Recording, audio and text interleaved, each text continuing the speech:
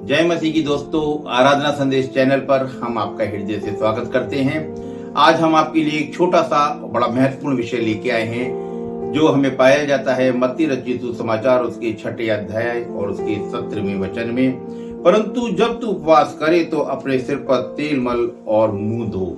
यूं तो हम इन उपवास के दिनों में बहुत से प्रचारकों के द्वारा अलग अलग तरीके उपवास के सुनते हैं और उसको जानते हैं और उसको समझते हैं। और हर रोजा रखने वाला, उपवास रखने वाला अपनी सुविधा के अनुसार अपने इन उपवासों को रखता है, अपने रोजों को रखता है, क्योंकि बाइबल के अंदर कोई एक विशेष निर्देश नहीं दिए गए हैं कि हमें उपवास इस रीति से रखने हैं। यशायाह नबी की पुस्तक में हम देखते हैं कि उचित उपवास और अनुचित उपवास स्पष्ट रूप से बताया गया है, और वहां पर हम देखते हैं कि खाने वाली बात कुछ भी नहीं बताई गई, क्योंकि मैं और आप उपवास का जो संबंध समझते हैं या उसका मतलब जो समझते हैं, मात्र इतना ही समझते हैं कि खाने से दूर रहना है।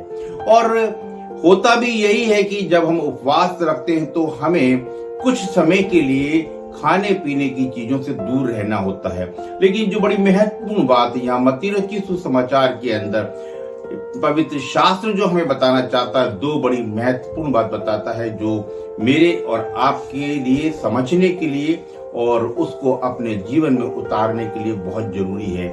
जो इस प्रकार लिखा है, पर जब तू उपवास करे तो अपने सिर पर तेल मल। पहली बात बताई गई है अपने सिर पर तेल मल, और दूसरी बात बताई है और मुंह धो। और हम ये अच्छी तरीके से जानते हैं कि तेल पवित्र आत्मा को दर्शाता है, और अपने सर पर तेल मल। यदि मेरे और आपके सिर पे पवित्र आत्मा का हाथ नहीं है, यदि मैं और पवित्र आत्मा की अधीनता में नहीं है, तो निश्चित रूप से मेरा और आपका उपवास रखना व्यर्थ है पवित्र शास्त्र के अनुसार। और दूसरी महत्वपूर्ण बात है मुंह धो। यहाँ मुंह का धोना मुझे और आपको पवित्रता को बताता है। यदि मेरे और आपके जीवन में कोई ऐसी बात पाई जाती है जो मुझे और आपको अपवित्र करती है, चाहे वो विचारों के द्वारा हो, चाहे मेरे और आपके कामों के द्वारा हो, मेरे और आपके व्यवहारों के द्वारा हो, सबसे पहले हमें पवित्र करना है। दो महत्वपूर्ण बातें हैं जो मत्ती रचित सुसमाचार के हमें 6 अध्याय में देखने को मिलती हैं। वो ये हैं कि परंतु जब तू उपवास करे तो अपने सिर पर तेल मल और मुंह धो। यदि मेरे और आपके जीवन में पवित्र आत्मा की उपस्थिति नहीं है और मेरे और आपके जीवन में यदि पवित्रता नहीं है, तो निश्चय ये पवित्र शास्त्र बताता है इस तरह के बिना इसके जो उपवास रखते हैं उन्होंने अपना प्रतिफल पा लिया।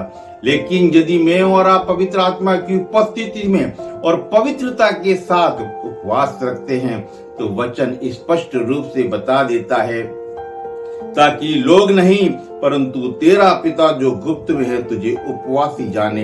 इस दशा में तेरा पिता जो गुप्त से देखता है तुझे प्रतिफल देगा।